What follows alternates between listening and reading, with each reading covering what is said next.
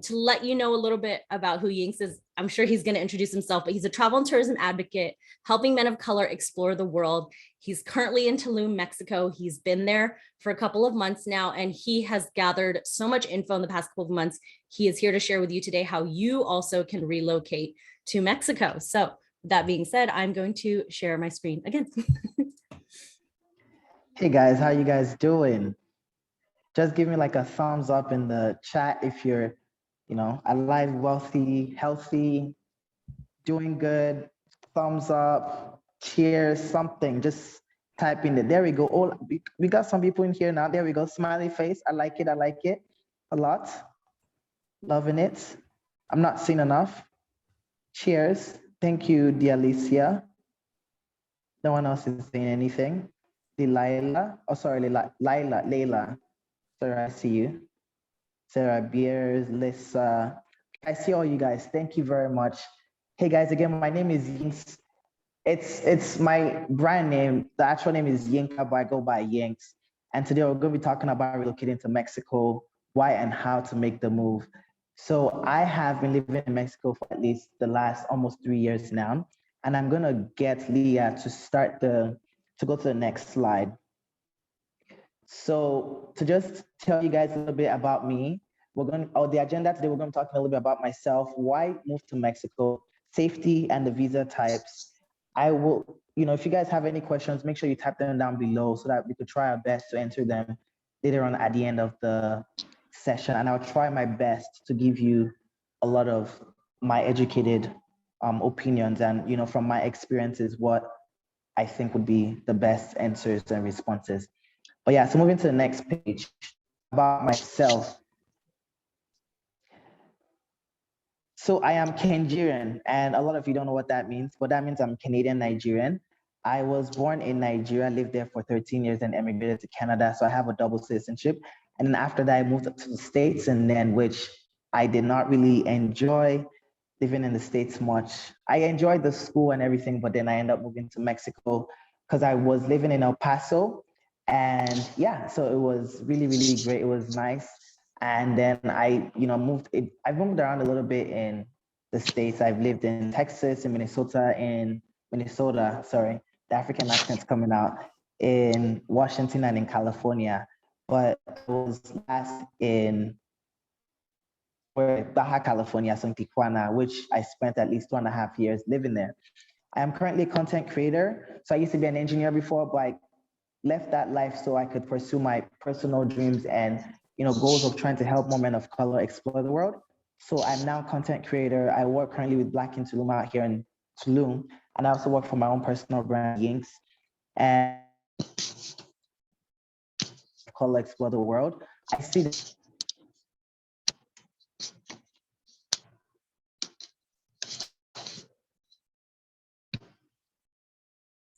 I think you cut out. Whatever I do and give, it helps everyone, but my target audience and the people that I'm trying to focus on and give them a space is men of color. Of course, I've traveled to over 10 countries, I think maybe 15 or something, but my goal is to get to 100. And then we will get started with why you guys should move to Mexico. So here's a list of the reasons why I think you guys should move to Mexico. And I will go in detail of each one that I have on here on the list. The first reason, of course, is because the cost of living is just purely a lot cheaper. And if you don't want cheaper cost of living, then I don't know why you'd want to move to Mexico. But it's a great thing to have great cost of living with a very quality, the quality of what you're getting is quite good. It's nice and it's just amazing. The next reason is because the culture is pretty amazing and diverse. The weather is typically very nice year round. There's lots of expats living in Mexico. Lifestyle is more relaxing and the healthcare is quite good and very affordable. And lastly, Mexico is a lot safer than you think. So let's go to the next slide of the cost of living in Mexico. So this slide that I have right here, this is based on if you're a single person like myself, and in the US, I had this when I was living in San Diego. So as a single person, I was not living in I was living in City Heights, whoever who knows San Diego. So it was not really a bougie area, to be honest. And per month, I was spending about, my groceries was about $300 a month. Housing, I was definitely paying 1,400 for utilities and my rent. Entertainment, about $200. And that's me just being quite, being a little bit frugal, because if you're going out on weekends, or if you're going out to eat, and if you're going to the movies and you're getting to hang out and you're doing all these different things, it adds up quite quickly. So $200 for me is being quite frugal, but that was the reality of what I was spending. Then transportation, I said about $350 per month, because I had to pay for my insurance. I have to pay for gas. Gas alone probably costs somewhere about $50 to fill up per week, just because of my kind of job. So per month, I was paying about $2,250 per month. And then shortly after that, I lived in San Diego for 7 months. And I was like, I really didn't actually enjoy living there. So it was a very beautiful place. And sorry to any Californians that are probably in the building. I loved there for vacation, but just not to live. I just went across the border, and for me, I commuted to work, which I was working in San Diego. So I would live in Tijuana and cross the border every day. And for me, was the benefit for me was just far more. It felt like there was a lot more to it than just moving out there. So of course, groceries, for instance, as you see, there's 150 per month. That's about half the cost. And I think I could have actually done it a little bit cheaper, but that's sometimes the 150 is also including buying some groceries in the States as well. Because sometimes I didn't get all my food in Mexico. Then the housing was about 550 for my rent, 2-bedroom apartments. I had it was a private house place, and then I had a gate for my cars. Then I added $30 extra for the utility, so it was 580. My utility only was expensive in the winter season, about January or February, and an expensive rent or expensive utility bill would probably be like $40, maybe $30. And that's because when I'm running the heat using the portable heater, so it was not that expensive, to be honest. And then entertainment was about $70 a month, really, if I really wanted to. It didn't cost that much, to be honest. But that's just, again, me being a little, in that part, I was actually being a little bit more excessive.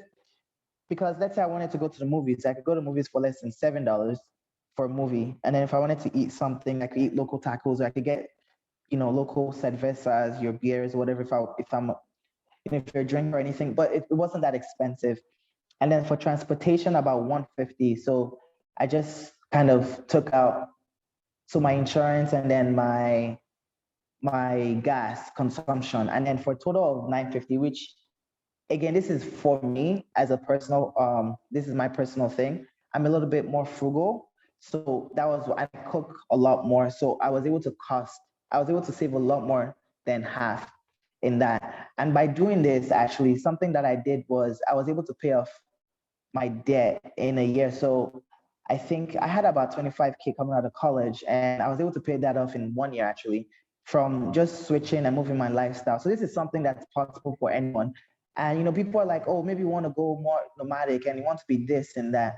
There are different options that you can ease into that can help you to become more, that you don't have to jump into this right away. You can go step by step, right, before you fully then plunge out. So that was something that I did for myself, was I just went slowly, and then, living in Tijuana, but still living in the US, making American dollars, paying American taxes still, but just spending in pesos. That was the easy way, and that made the most sense for me. And then we'll go to the next slide. So why should you move to Mexico? You should totally move to Mexico because of tacos. Who does not like tacos? Like, if you don't like tacos, you could drop it down below, but I'd say you're crazy if you don't like tacos.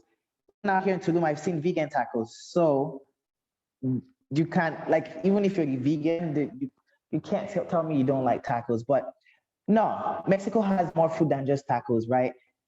Mexico has a diverse plethora of just different things. The culture is very diverse. Mexico is a very big country, and people fail to realize that Mexico is more than Cancun and Los Cabos, what most people know. Mexico is Guadalajara, it's Mexico City, it's it's Chihuahua, it's Acapulco, it's Sonora, it's Veracruz. It's so many different things. Mexico is just diverse and it's huge. The food culture out here in Mexico is amazing. So if you're in California, by the way, if you live in SoCal, just recommend you take a trip down, a weekend trip down, or a day down. Tijuana, it's not dangerous, guys. It's not the most dangerous city in the world. Trust me. Go on YouTube, go search one of my videos or something. It's not bad. It might be fearful for you at the beginning, but just try it for once. See what it is. Because if you're really believing on what the media is telling you, it's gonna skew your perception a lot. So it's something I try and get people to go out there. If you're living in the US, you could survive in almost pretty much in any country. And I'm being very like truthful to you guys. So the food culture in Mexico is quite nice. It's quite amazing. The landfalls, the landscapes. Mexico has so much. It has all types of things. It has deserts. It has cascadas, which cascadas is waterfalls. Sorry, I was thinking of it in Spanish. So it has waterfalls. It has the pyramids. And fun fact, Mexico has the most number of pyramids in the world. It's not Egypt that most people might think, but it's actually Mexico. So, the Aztec and the Mayan they're part of the Mexican culture. So this is how they lived, and it has so much. Yeah, it has the beaches, it has the cenotes if you're in the Yucatan or the Quintana Roo area. It has so much. They have just tropical, everything literally is in Mexico. So why wouldn't you not want to come here for that kind of experience, right? It's so natural, it's so real, it's so authentic. And of course, Mexican music, mariachis. Many of you guys know about the mariachis, playing different styles of music, not the mariachis, but they have reggaeton, they have banda, they have just different types of music. There's nothing to not love about Mexico. I literally fell in love with Mexico. I don't know how. It just happened, guys. I came once and it felt like home. There's a lot of cultural similarities to back home in Nigeria, actually, but a lot of things kind of worked, and I really love that. So for you guys as well, that on this call, I'm sure a lot of you are probably thinking about it. Why should I move to Mexico? Why should I make the jump? And maybe you don't have to make the jump right away. You can go slowly, like come out here for a few times, like get out of just the Cancun and the Los Cabos and the tourist areas and get to the authentic, real, and get to actually see what it's like to live in Mexico. And you get to see that the culture is quite diverse. So that's one reason why you guys should go to move to Mexico if you're thinking about it. Next.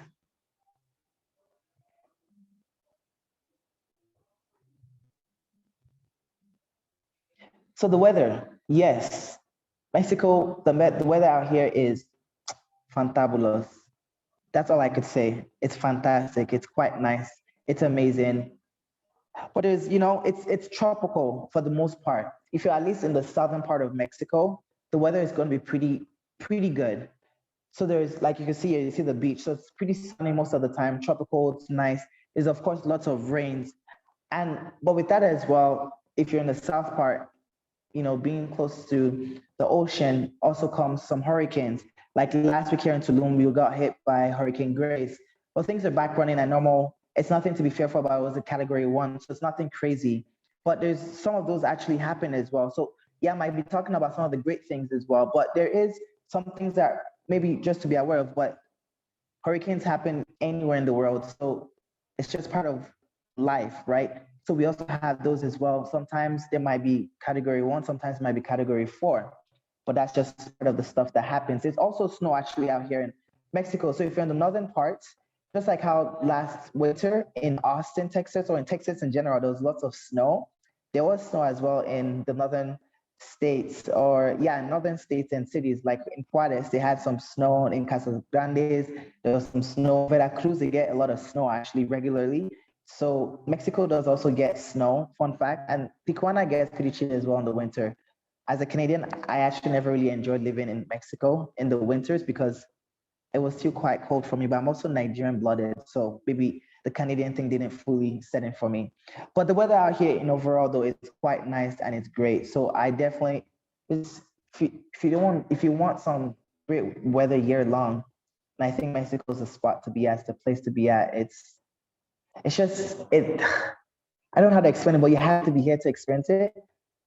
Just makes you actually breathe and just go, really. And that's, after this presentation, when I walk out, I could easily just breathe and just enjoy that natural calm and wind and rain and sun and whatever it is. Sometimes it's a little funky, the smells, but the smell doesn't kill people. So the weather is a plus why you should move to Mexico. Next. Expat culture. So of course, you don't want to move to a country where you're just going to be the only one living there and you don't know anyone and there's no help and there's no resources. But guess what? Especially for a lot of people who are coming from either Canada or the States, the expat culture here is quite amazing actually. And so I've given you a map based on international living. These are some of the areas that the most expats currently live in: Ensenada, in Chapala, in Puerto Vallarta, in San Miguel de Allende, in Merida, in Tulum, in Huatatuco. So in these areas, the expats are very, very well known. In Lake Chapala by itself, they have about 20,000 expats living here, mostly Canadians and Americans living in the summers. But then in the winters, it goes back to like 40,000 because of the snowbirds. You know, we Canadians, we don't like the cold that much. So we try and find our way down south somehow to enjoy some nice weather. So Lake Chapala is pretty much, it's very, very close to Guadalajara, if you guys have heard of that. And that's the area where it's at. And the expat culture is really nice. If you're thinking about moving to Mexico and you're not sure of where you could move to, these are some areas that you could start out because there's already people living there, like people like yourself that are ambitious or that are just interested in living somewhere else. Expat, you could go on Facebook pages and search a different like expat groups. For instance, this morning, in one of my expat groups in Tijuana, expats in Tijuana, they were talking about, someone was saying how he had a house for rent, 2 bedrooms for $300. I was like, oh, in Tijuana. So imagine you're living in San Diego right now. You could be living about 30 minutes south and be paying $300 for rent for 2 bedrooms. There's nowhere in the States that you're getting that deal. It's not where. In the States, in Canada, in the UK, in any Western world, there's no way you're going to be getting that kind of deals. So yeah, like those are things to also keep in mind that there's expats living here. People have done it before. People are doing it, and it's not bad. And clearly it's working because a lot of people are staying here. More people are coming down south.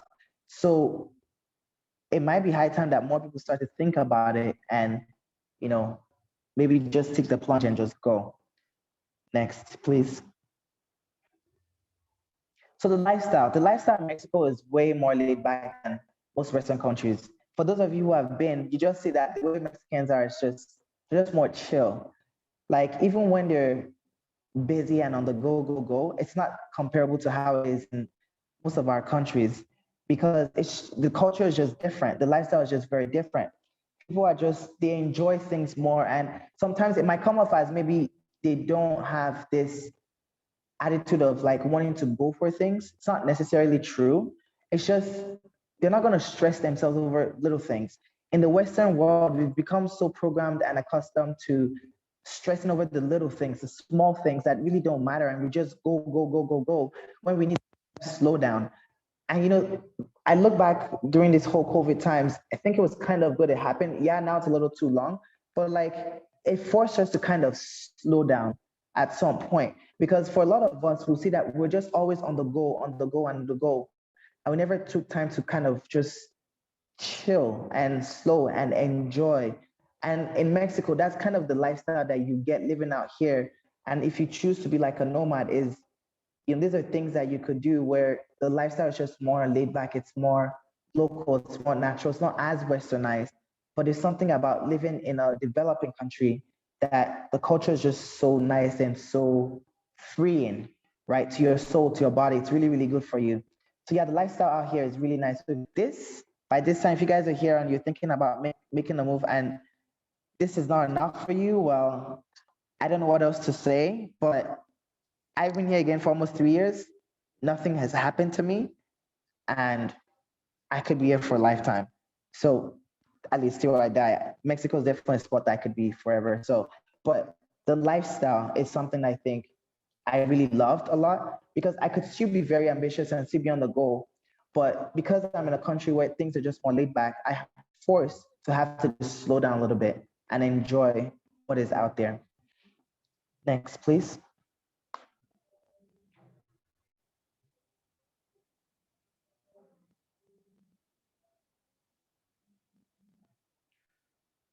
So affordable healthcare. I know a lot of Americans, especially since in Canada we have free healthcare, free, but in the States, healthcare is very, very, very expensive. So I know for a lot of people, it's not really affordable. And I don't know if a lot of you guys have heard, but in Mexico, there is also such thing as healthcare healthcare tourism. So people actually come down to Mexico. That's like it's a niche of its thing. People actually come down to Mexico for just medicine. And so, for instance, I know living in a border city like in Tijuana, there was lots of people from San Diego that would come down to Mexico for dentistry or to just see a doctor for whatever specific thing that they wanted to see. The good thing about this is that a lot of the doctors, especially on the northern parts of Mexico, they actually went to school in the US and then just practicing in Mexico. So you're still getting quality healthcare from a lot of these places, even if you're in the South, because people have to, doctors, they're trained. So it doesn't matter where they're trained, they're still really, really good. They've gone through the whole process and everything. And so a lot of them are very exposed. And so, like, so healthcare is quite nice and it's quite good and it's very, very affordable. It's cheap. It's, I think, for for teeth. I'm a little spoiled because I have a Mexican family that pretty much adopted me. So my dad is a ophthalmologist. So I actually don't pay for a lot of healthcare stuff. I just tell my Mexican dad, hey, Papa, I need to get this done. And I get it that so I'm a little bit of an exception, but it's not that expensive for healthcare. It could cost, I think, somewhere from $25 to $50 for brushing for teeth whitening, not brushing teeth whitening. So there's lots of very, very affordable and very, very, very good quality healthcare here in Mexico. And you could, of course, do private healthcare because that's what to do. So healthcare out here is quite good. Next. So I'll save this one for last. Reason why it's moved to Mexico, safety. Dun, dun, dun. Yes, it's Mexico, very, very dangerous. What about the cartels? What about this? What about that? Yes, the cartels exist. So do other terrorists in other countries as well. In the States, there's a bunch of different things happening every day, and we don't talk about all that stuff. But Mexico is a lot safer than most of you think. If you keep believing what is on media, like a lot of the negative things about this and the fear and the stuff that they put in your heads, then there's not anything I could do about that. But fun fact is that Merida is the second safest city in North America. So safer than any city in the US. It's only second behind Quebec City in Canada. So Mexico is a lot safer than most of you really think. If you go out looking for trouble, trouble will find you. If you're in your lane and doing your own thing, you might probably be interacting with the cartel and not really know, and they're not probably going to do anything to you. The truth is that if you even see cartels or anything, they probably actually want you in their country because they know you're bringing money in, you're spending in Mexico. So they don't have anything to do with you. I've only had one incident, but it was not bad. So I'm not even going to say anything about it, to be honest. Like, it was just a misunderstanding thing that kind of happened. We talked about it. I speak Spanish, so that really helped a lot. Even if I didn't speak Spanish, I was going to be fine regardless. There was just a misunderstanding. I was somewhere and they thought I was, as a content creator, I'm always shooting videos. So they thought I was shooting videos for something else. And so there was a misunderstanding. But outside of that, things were really good. I've not had any issues with cartels or cops and stuff like that. I've been pulled over once, but it was nothing. Just told them, hey, this, and that was fine. So Mexico's a lot safer than you think. You just have to come, you have to trust, you have to believe, you have to also come with an open mind. Don't go with the mindset that, someone's after you. And because if you're really thinking like that, people will come after you somehow. So just go, be open, be free, and just enjoy what it has to offer, because there's so much more to offer than like that Mexico has to offer. And so those are some of the reasons why I think you should make a move to Mexico. Next. So now it's how do you actually move to Mexico? So I'm going to talk about the visa types, and we're going to be running up here pretty shortly. So there's 3 different ways. A 4th way is in works right now, and the detail is not fully clear yet, but there's a nomadic visa that there is a form online, you could do it, but it's not been fully established. But the first way is through tourist visa. So if you're not sure if Mexico is going to be for you, could get a tourist visa. It only costs about $30. You come into Mexico, you're working a remote job online somewhere, whatever you're doing. I know someone asked me a question, can you work in Mexico? Depends on the visa you have. So if you have a tourist visa, no, you can't work in Mexico. With the temporary visa, actually, you can't either. But if you have a work visa or work permit, you can work in Mexico. But with the tourist visa, you could work remotely in Mexico as long as you're working remotely and not physically like at a restaurant or something. And maybe if you do work physically in Mexico, then that means you'd have to be getting paid cash, like pretty much under the table. So depends on you and what you think about that. But that's a thing between you and whoever you're working for. But as with the tourist visa, you could come here, it lasts 6 months, and then you could check it out, explore, try and see how different things work for you, if you don't like it, and you can leave. If you're from a country where you require visa, because some countries with the tourist visa, that means this is a visa-free type where you don't need to actually get a physical visa. So let's say you're Canadian or you're American, all you need to do is with your passport, go to the airport or go to the land border, go through. The land border is different. If it's in the air, they give you a form called a Forma Multiple Migratorio. So it's a multiple entry form. It's FMM. That's what it's known. That's what it's called. And with that form, you have 180 days to be in the country. If you're past that day, you have to pay some sort of a fine. But I don't know who checks these things. This is Mexico, guys. So I can't tell you that I know that people do actually pay the fines. But you have 180 days with those visas. Ooh, the light just went out. I hope you guys can still hear me. I'm sorry, this is Mexico, guys. This is real and life. So I think you guys can still hear me. Yeah, we can still hear you. But you're so right. This is like true Mexico. Yeah, light went out. Yeah, we can hear you. Okay, I'll try and brighten my screen so at least you guys can see me partially. But so that's what the tourist visa is. Then the temporary residence visa, that is if you're planning on staying in Mexico for 180 days or more. And with that, you're going to stay, sorry, if you're going to stay in Mexico for more than 180 days, so 6 months, but less than 4 years, that's the best one to go for. With that, you have to apply usually in your consulate in your country. So if that's Canada and UK, in the US, wherever that is, the cost is not that expensive because the actual visa itself is $30. Then there's a process that goes behind it. So the process might actually take a little bit longer, but that is something with that visa, at least you could open up bank accounts and you could have more freedom to be more like a Mexican. You could actually travel in Mexico. You get a ID and you can travel around freely without much issues. Now with the permanent residence, the only difference with that is you just want to become a permanent resident of the country. And so that's planning that you think you're trying to live in Mexico forever, then you go for that one. The cost is $265 for the residency card, then there's $30 for the thing, but that process takes forever. So a lot of people, what I know is I've seen a lot of people who actually make the money, like these things, they could cost anywhere. I've heard someone that says, like, if you pay like 10K or something, they could get this done for you in like, I know, yes, like, thank God, they could get this done for you in like, 3 weeks or something. So, because that process can be really, really, really, really lengthy. And so a lot of people typically don't go for that process just because of the way it is. But yeah, so those are the different types of visas you can use.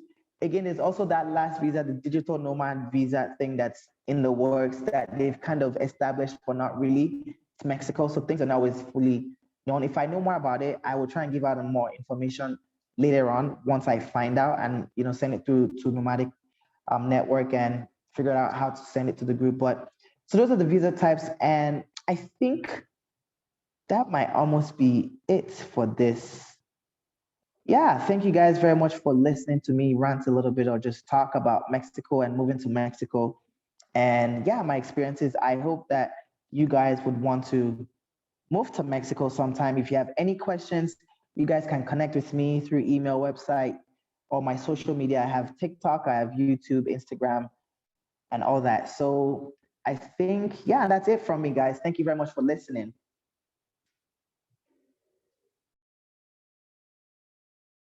I was muted, talking on mute. Yinks, that was awesome. I'm going to drop your information in the chat so that everyone can connect with you. This is like the best way to support Yinks, everyone, is if you connect with him on your favorite platform, because he's looks like he's everywhere, which is cool. There we go. YouTube, Instagram. Perfect. Okay. And if people So also looking for me, so I was gonna say, people also looking for me on Facebook. I have like my personal Facebook. So if that's where you're on, you could always also send me a message on Facebook. It'd be Yinka Odofin. So you'd find me. Yeah, I'm on there as well. Yinka Odofin. There we go. Cool. All right. So I was taking screenshots of the pictures to my process or of the questions because I was sharing my screen. So 2J Holla, Jenny and Jay, I'm sorry, I don't know if I pronounced that right. Holla wanted to know, do you know anything about moving to Mexico with a dog? I don't, but I know it's very doable because I've seen a lot of people do it. I have a friend currently living in Ensenada, and she moved in with her dog. So it depends on how you're trying to move. If you're flying or if you're driving. If you're driving, it's going to be way easier because there's not a lot of restrictions when driving through the borders. Mm-hmm. But if you're going to be flying through, I think there's different types of, shots and vaccines or whatever that the animals do have to get. But that's as much as I know in respect to that. I don't have a pet, so I don't know the details, but I know it's very doable, and a lot of people do that. So it's possible, and I don't think it's that complicated. As long as you get the right shots beforehand, then you should be fine. Cool. Okay, good to know. Libby wanted to know if you spoke Spanish before you went down there. So I'm a little bit interested. Yes and no. I learned Spanish when I was living in El Paso. That was how I started learning Spanish. And then actually the whole purpose of me moving down was so I could become more proficient with Spanish. And so it definitely worked. So I was still a work in progress. I still am a work in progress. And I decided to take the plunge once I knew that I had enough Spanish in me to be able to have more than just basic conversations, and trusted that I would be able to just survive. So yes, if you're going to plan to move, I should have probably put that in the slides. You should probably learn some Spanish, more than just the average tourist person. So you need to go beyond the gracias and por favor and baño. You definitely need to do a little bit more. So if it's just, the basic numbers, because the numbers definitely help. Once you can start saying numbers off your head, like ciento, cincuenta, whatever it is, that really helps a lot and cuts there's so much process. And then just learning basic phrases. Buenas tardes. Donde is something, or puedo, or me da. Learning more than just baño and the basic tourist stuff, it really does help. So that was with me and how so to that answer, yes, I kind of learned it before and continued perfecting it when I was in Mexico. Awesome. Okay, so I have two follow-up questions to that. Ali wanted to know, how easy is it to take a Spanish class in Mexico if you're looking to fine-tune your Spanish? And do you have any recommendations for apps that could help when you're on the go? Yes, for apps, I'll give you apps first. Google Translate. That's everyone's best friend. So just make sure when you come into Mexico, the two most important apps, three in Mexico: WhatsApp, Google Translate, and Google Maps. Those three will be a lifesaver. In terms of language, I don't have any recommendations for classes because I taught myself Spanish. Mm-hmm. So I'm a little unique in that sense. And honestly, I never took any formal classes. YouTube was my best friend. I did some Duolingo, but Duolingo was, it was too basic. And then I just started speaking to people, being around Mexican or I should just say Mexican, Spanish speakers, because that had to force me to learn. Then movies, TVs, all that kind of music actually particularly was big for me. Also, another hack that I learned or that I did was whenever I was going to bed, there was this like music thing I used to go on YouTube where I'll do learn Spanish while sleeping. Guys, I know it sounds really weird, but they have like this really, because I love white music or white noise and all that kind of stuff. So they had this kind of music, and then there'll be someone also speaking. So it'll be like, it's playing the nice music, and it would say, Buenos dias, good morning. Buenos dias, good morning. So half the time, maybe if I woke up, I would hear that, and I was just unsubconsciously just learning in my head as I was doing that. And like I remember I would wake up, in the morning, and I just remember something weird that I learned somehow. And that was the one hack that worked really well for me. So it might work for some people. Some people might not like noise and music. So that's something that worked. That's something you could also try. Excellent, great info. And just to build off what Yinks is saying, I speak decent Spanish. It was my minor in university. Nothing like learning a language, actually going abroad. So Yinks, you being there for 3 years, I'm sure you're pretty fluent. One of my favorite apps is Spanish Dict. It's short for Spanish Dictionary. I dropped the URL in the chat, but oh, I wish I had an affiliate code. I don't. I'm kidding. It's an app. So I found this works better if you already speak a little bit of Spanish, because it's not like Google Translate where you're like, you have full sentences, it's more like I'm looking up the definition of a word or a few words. Also, to piggyback off Yink's Google Translate has a scanning functionality. So the app is super cool. If you like are trying to read a label or a sign, you just hold it up and it will translate it for you. So really, really great for beginners. I have, some different thoughts on Google Translate, but I think when you are in a rush or you need something quick and fast, Google Translate is great. So awesome. All right. A lot of language questions, so that's always good to go over. But sorry, Leah, I was gonna say, do not let the language barrier affect you. Even if it's when you get here, you're gonna learn the language, go ahead and just take the move. Because if you're gonna say, until I learn Spanish, I'm gonna move, you will never move. Guarantee you. Because not until you're here and you're forced to do it, but then also the thing that also happens is if you're in an expat group or a huge expat community, most people probably speak English. You're probably not going to be speaking Spanish. But when you go out to your day-to-day errands and doing your day-to-day things, you're going to be forced to somehow learn, like just know how to communicate with people. So you're going to learn that you could also communicate with people with your eyes, with your hands, and somehow communication just becomes more authentic and real. And even though you guys both don't speak the same languages, you still communicate somehow very well. Yeah, that's all I had to say. Yeah, 100%. And tell me if you do this, Yanks. My biggest hack for helping keep Spanish in my life every day is my phone is in Spanish. It's not even My in phone English. is in Spanish. My phone is in Spanish. It's easy. So if you're like, trying to why learn is your phone in Italian, Spanish? yeah, it's like if you want to learn a language, like you're on your phone half the day, it's probably a good idea if you're very serious about it, because then you're forced to do important things on your phone in language in that language. So it helps. Yes, it does. It actually does. All right. We had one about, let's see here. Jenny and Jay Holla again. Can you drive into and through Mexico with your US car and plates from say Texas? It'd probably be easier in Baja maybe than another border crossing area. I'm not sure about the border crossings in California are lengthy coming into the US, very easy leaving the US. I'm not sure how it is in Arizona or Texas, but maybe you could speak to that, Ying, since you've lived in El Paso.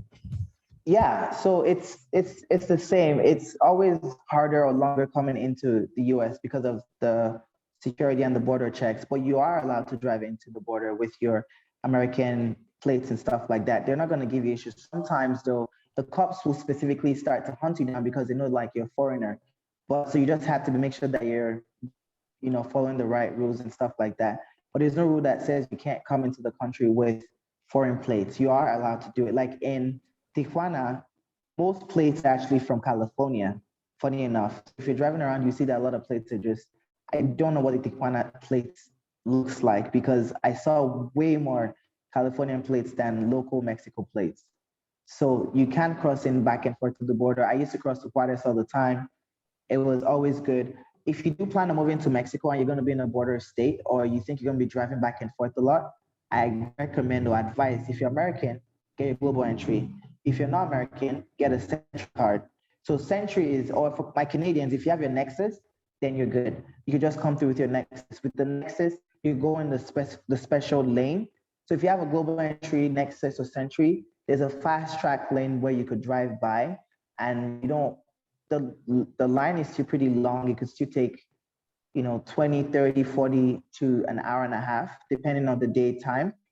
But it's not going to take maybe 5 hours like it would going through Tijuana, San Diego on a Sunday afternoon or on a Saturday evening. No. Yeah, literally people do spend that much time.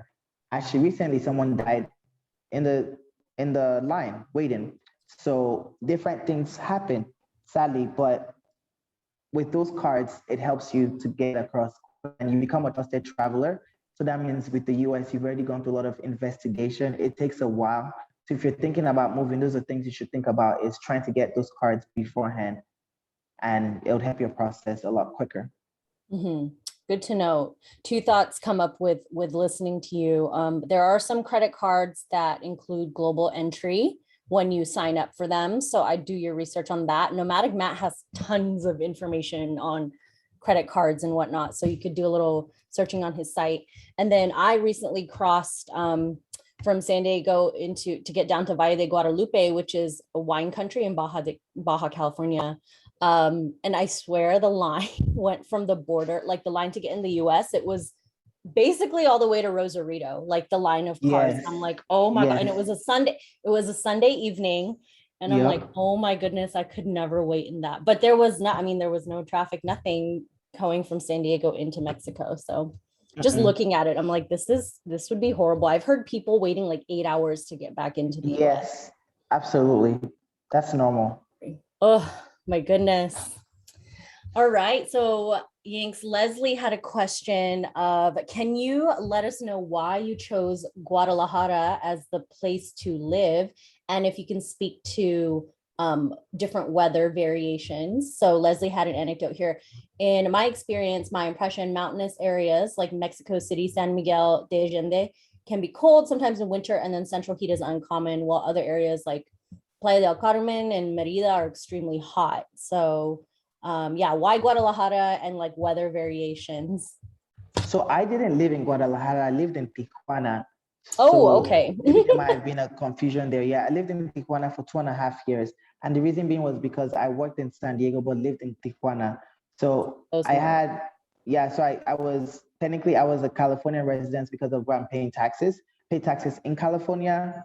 Why? Just because my work was in California. But so that's why I did that and moved to Tijuana. Now I live in Tulum. But Guadalajara area though has the highest number of expats living there. So for anyone who's thinking about it, that's also not a bad spot to go to if you want to be around a huge expat community. Mm-hmm. Mm-hmm. Okay, good to know. Yeah, I've heard only amazing things about Guadalajara as well. Like you can go to a tailor and get your shirts done for like $1. So might be worthy to check out. Oh, I think Yinks froze on us. It's okay. We'll give him a few seconds to come back. Like you said, in the mountainous area, because of the elevation. So Mexico City is about, I think 9,000 feet above sea level or something. So yeah, there is elevation there. So because they're higher up, they will get some colder, brisk winters. It's not, they don't really get snow, but it's gonna get a little chilly for sure. And you have to wear your jackets and stuff. Mm-hmm. But that again because of due to elevation. And if you're of course also northern, just like how in San Diego, the winters are not always pleasant. People think, yeah, San Diego is always nice, but in the winters, they do get into the 40s at night. In the day, it will be sunny, but at night, they do get into the 40s and it's freezing. And in Mexico, it's worse because most of the houses don't have internal heaters. So that's why you do have to have the portable, and a lot of them is also cemented house. You actually feel the cold a lot. And I hated that. But yeah, so that's what happens. And I think I might have answered all of that. If there's any other follow-up questions, you could always DM me in Instagram or whatever social platforms, and I could try and give you some more educated answers. Yeah, absolutely. I mean, we still have quite a few minutes left here. So if anyone else has any follow-up questions, please feel free to keep dropping them in the chat. I'm just getting through the first ones that were earlier in the conversation. So, all No right. problem. Sorry. No problem. All right. So Jenny and Jay, again, regarding safety, like what about like cops requiring you to pay them money if they pull you over or hassle with you? Like, especially, I guess, if you don't look like you're from Mexico or you don't look Latino. Have So you ask ran that into question any of those again. situations? Yes. Oh, yes. Okay. With the cops. Yes. I ran into two. Yes. Sorry. I'm trying to think. Two. My first one, it was during the midweek. During the midweek, I had myself and a few coworkers, I invited them down to Rosarito so you could come explore and enjoy some, Mexico. So they had a few drinks. I didn't drink because that's a DD. So I typically don't drink. And once I'm with people, I always make sure that at least I could be good and not be able to deal with anything that might happen. So we got pulled over, and then they said, hey, three guys at the back are going to have to go to prison or to jail. It's like, we can't go to prison. We work for the US government. And like, we worked on a project in the US government. And why? Because they said we had alcohol in the car, but there was no alcohol in the bottles. It was all empty.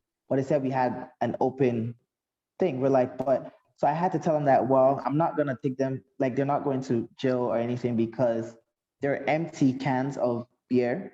And I didn't want them to litter on the floor. So he called and called, whatever, blah, blah, blah. He asked for our ID cards. They asked for your ID cards, don't give it to them. Because the moment you give it to them, now you're susceptible and it's gonna be hard to get it back. So try and figure out every way not to give them your ID card, or just have an ID card you don't care about that you could give away anyways. So then that way, if you just lose it, then you don't have to always go back to pick it up, to be honest.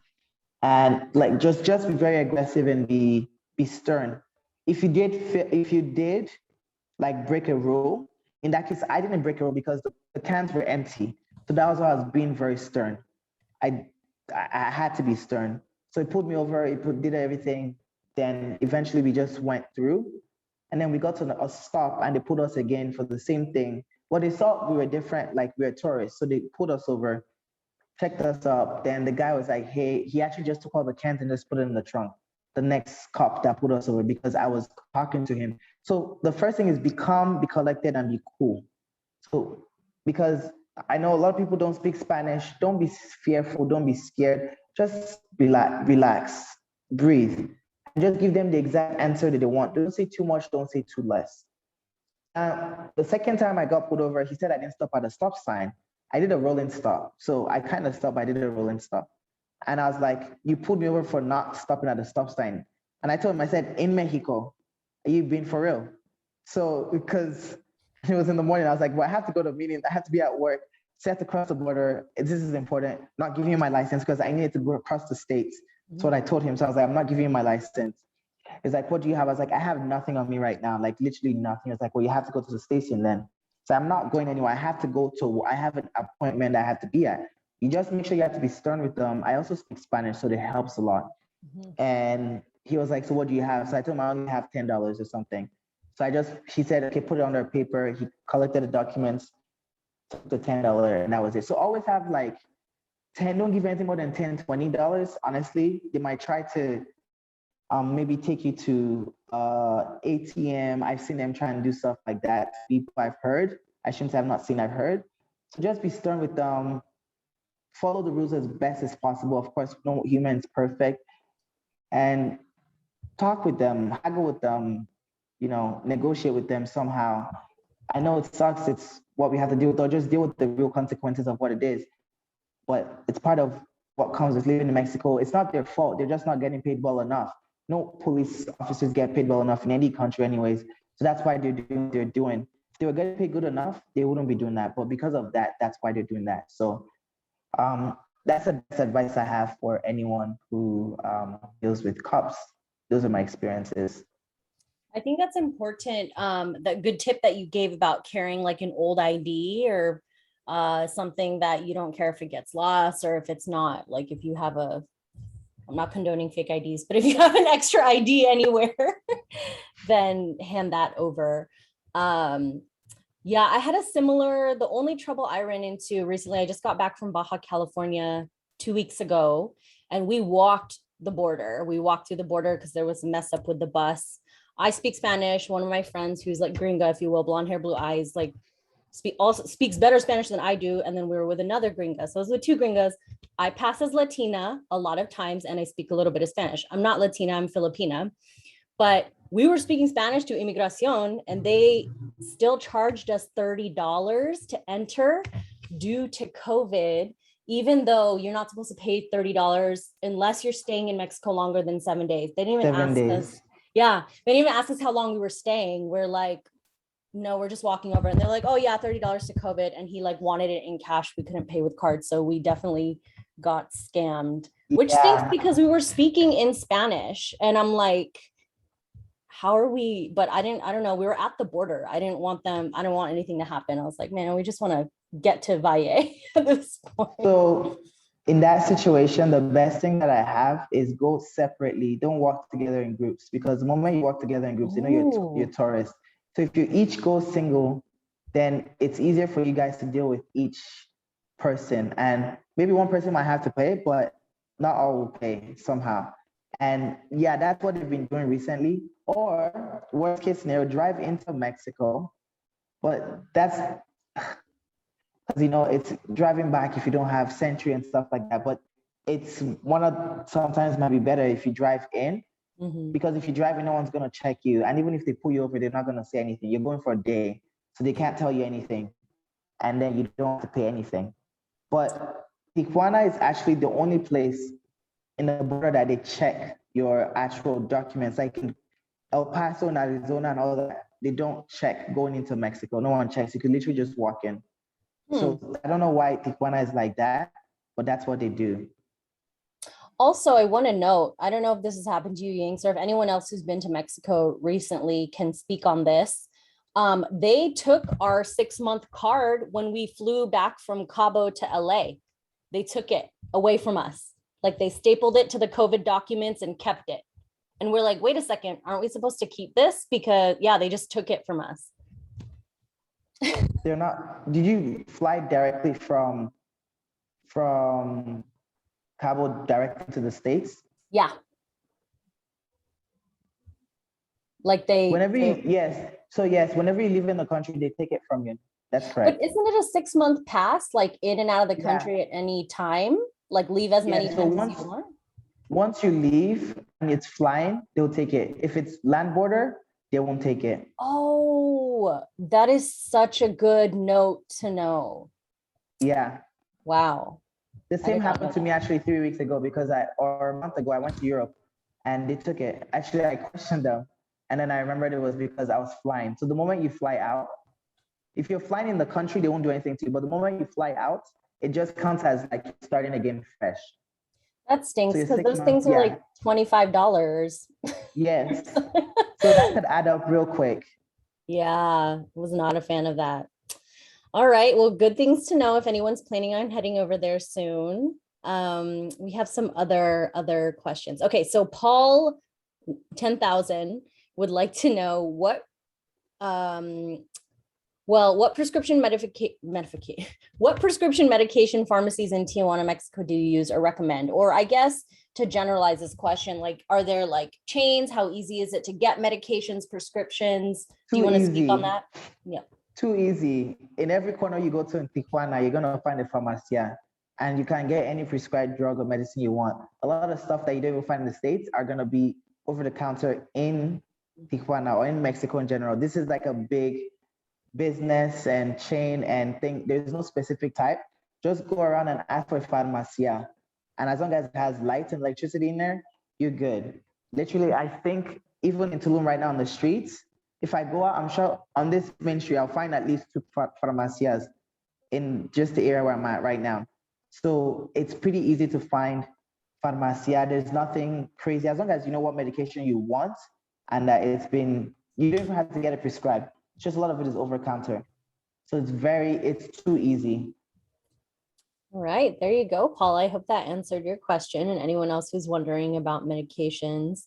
Barbara has a question about Wi-Fi connections and internet connections. Do you want to speak on how good or bad they are?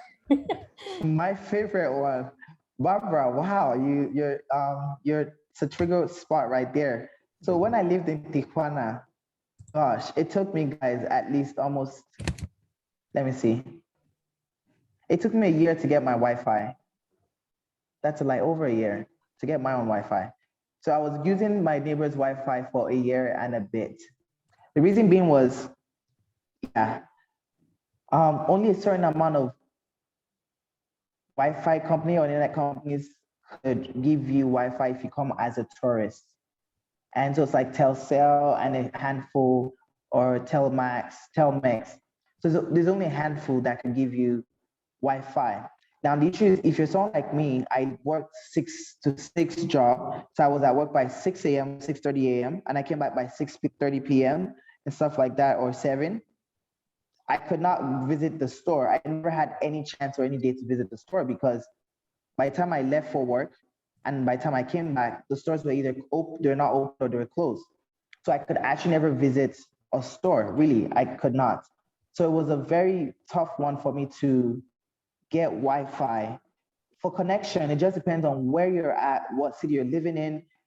If before you get one, try and search what are the best Wi-Fi's in the area. So like in Tijuana, where I was living, Telcel was good. The speed was not that great. It was maybe 10 or 15 on a good day to download speed, or 15 Mbps. So that was not that good. But there's also 5G in Mexico. So just if you have Infinitum, like where I live, we have 200 Mbps, which is faster than most places that I've been in the US. So it just depends on, again, where you live and the type of internet you want. Infinitum, Telmex, those are really good ones, like in terms of speed. So if they work real well in the area you want to go, I would say go for that. They're a lot cheaper than they probably are in the States anyways. So you probably don't have to worry about Wi-Fi, but Wi-Fi is a very triggering one for me. It works fine as long as you're in a decent area. Do you go to like cafes or coffee shops often at all? Co-working I don't. spaces? No. I've been to, like here in Tulum, there's one working space that I've been to called Digital Jungle. It's really, really fast Wi-Fi, and it's really, really great space. So they could be working spaces in the places you're at. If there's more,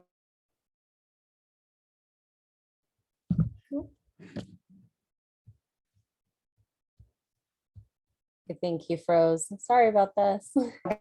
outside of Tulum, I think that would be tough. Maybe like in Playa del Carmen, you have some.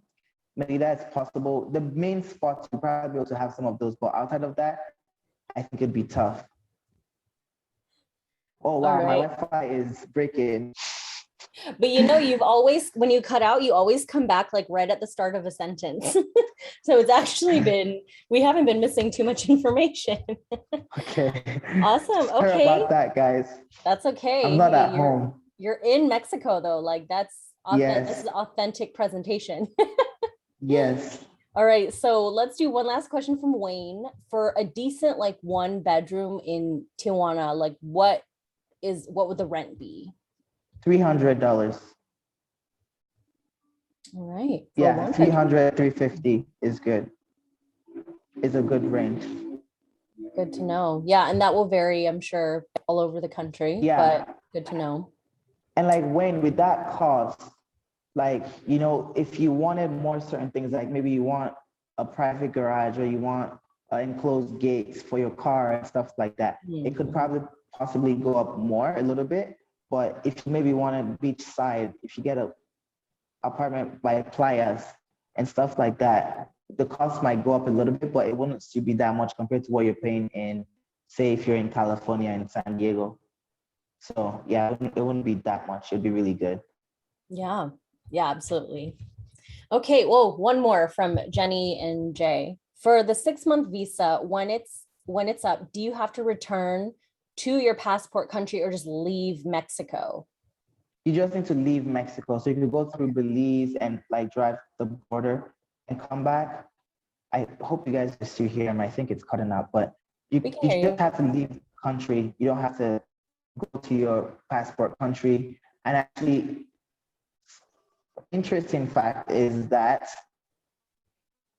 from what I've seen, a lot of American citizens that are living in Mexico are typically illegal. Let's just say it at that.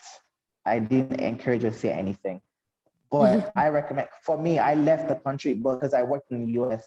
So I crossed the border every day. So I was leaving the country every day. And once it was 6 months, I actually had a period where a couple of months I actually forgot that my 6 months expired because I'm so used to driving to the border every day. And no one's checking anything unless if I was going to travel within Mexico. So I had to like remember, oh crap, I'm traveling somewhere. So I need to go get a new FMM. So once I remember, there was a time where I forgot for like 2 months, and I actually didn't do it on purpose. I just was like, oh dang. So I went in to immigration at the border, like at the land border. It's usually on the right side, and then they have like a building. Just go and tell them you want to get your FMM, and then they know what that is, and they will give you it. Right. Good to know. And then if you can remind us, is there a specific amount of time that you have to stay out of the country of Mexico after your 6 months is up and then you can re-enter, or you could like be gone for 24 hours and then come back? I was gonna say it could be an hour as long as you leave the country physically and you come back through, then you're good. So go to Belize for lunch and then. Yes, literally. Take a boat ride to Belize and then come through and get them to give you a new paper and you're good. Wow, interesting. Okay. All right. Well, Yinks, this was amazing because I learned a lot. So I have no doubt that everyone else learned at least one new thing today. And everyone here was super stoked to learn how to move to Mexico. So I will see everyone there. We will see everyone there. Thank you so much again for your time and your generosity. Everyone, I dropped Yinks' contact info in the chat as well, but he's pretty much the same brand all across social media networks. Even his website is Yinks with a double Z.com. I just checked it out. It's a really great website. So congrats on that. Thank you very much. Yeah. And once again, we're so thankful for you being here, donating your time and your knowledge to us. So with that being said, everyone, I'm just going to do a few closing slides, let you know about upcoming events, and then we can see you next time. So thank you guys very much. Yeah, these are some upcoming events for the Nomadic Network. You'll see tomorrow we have a really awesome big presentation with the founder of Safety Wing, which is the insurance I just used in Mexico 2 weeks ago. And Nomadic Matt himself will be talking about everything related to travel insurance. I'm a firm believer in if you can't afford insurance, then you can't afford to travel, but that's just my personal opinion. Find out tomorrow, everyone, what the lowdown is on travel insurance. Thursday, we have Travel Better Together, questions to ask your travel partner before going on a trip. And I'm sure these could be applied to like friendships as well, not only romantic relationships. Next week, we have Ghana, Africa, why moving here is a smart plan. And then September 1st, we have Mark Adams coming to talk about his book, Turn Right at Machu Picchu. I'm currently reading this and it is so funny to me. To me, it's funny. It's just about his mishaps, like trying to recreate this path that one of the original like Machu Picchu explorers found it. So it's pretty hilarious. It's a great book. There's still time to read it because it's not until next Wednesday. So nomadicnetwork.com/events. That's where you can go find the events for the next like 2 months or so. Book club, like I mentioned, Mark Adams is coming to speak. That's our September book club. And October, we have Lola Akinmade. I'm probably mispronouncing her name, Ackerstrom. She is coming in to talk about her book, In Every Mirror She's Black. So this will be a very special one for October. Like I said, go to the website to get more details. And you have like 2 months to read this, or 5 weeks to read this book. And again, thank you everyone for being here. It wouldn't be the same if it was just Yinks and I chatting about how to move to Mexico. Like, you are what makes these presentations with all of your thoughtful and engaging questions. So next time, bring a friend and we will see you then. Take care, everyone. Bye. Thank you guys very much.